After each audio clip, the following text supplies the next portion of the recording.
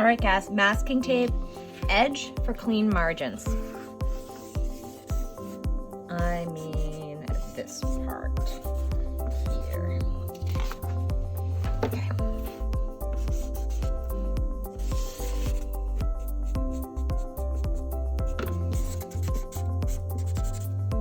Bristol board is like poster board, but you'll notice it doesn't have a shiny side. It's going to be very good for us to do our drawing on. You are going to take your masking tape. Okay. Now, masking tape might be purple, might be white, might be blue like mine. It is a low adhesive tape, but you need it to be even lower. So I'm going to recommend you take your tape and you stick it on your shirt and make it a little bit less adhesive, all right? And then you are going to line it up.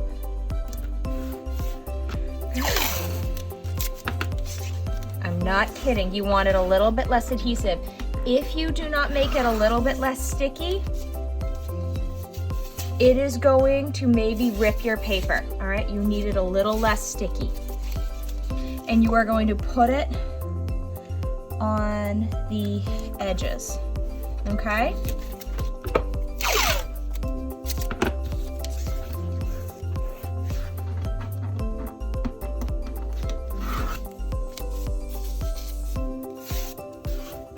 You'll get about a week or two before the tape really starts to stick into your paper.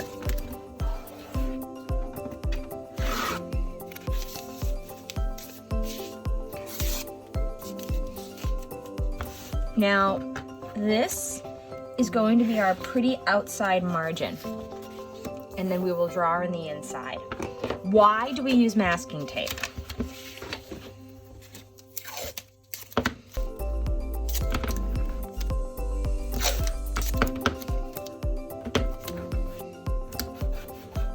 Ready for it? Here's why we use masking tape.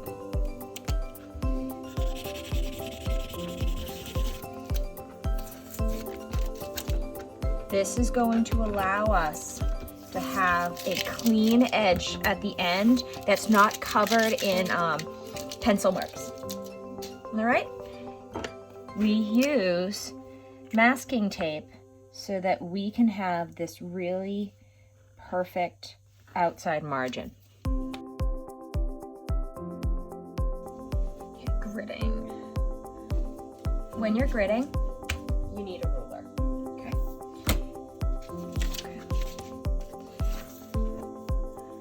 Ignore that fake first part. 6 5/8 by 9.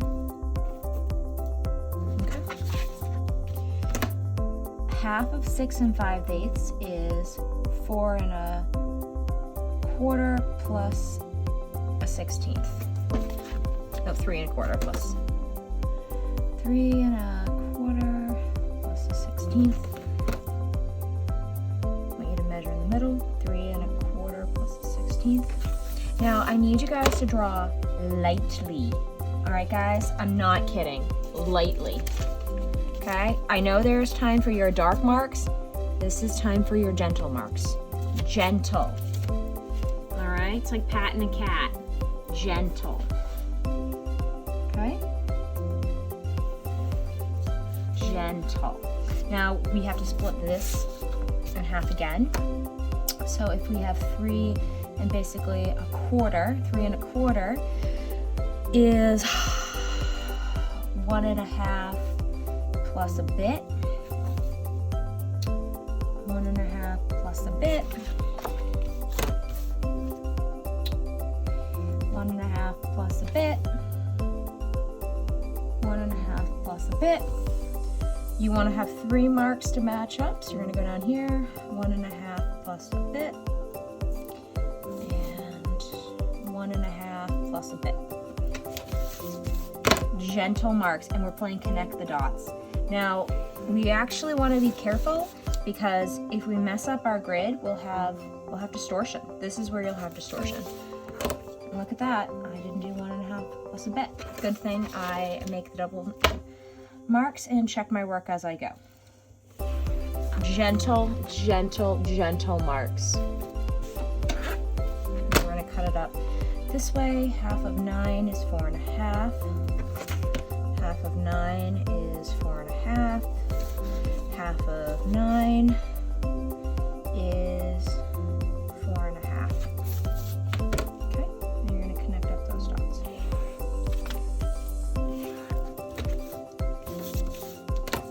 Half of 4 1/2 is 2 1/4. 2 1/4. 2 1/4. 2 1/4.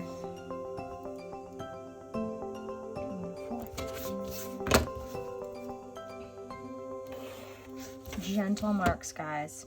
Gentle marks. All right, now I have my grid.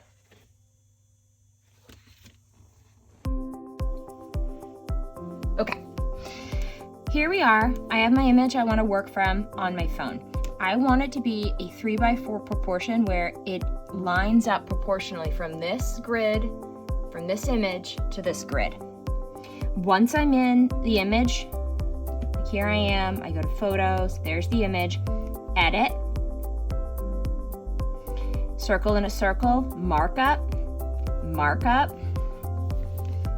Now, I'm gonna recommend you eyeball halfway in the middle, give yourself some little tick marks to kind of follow.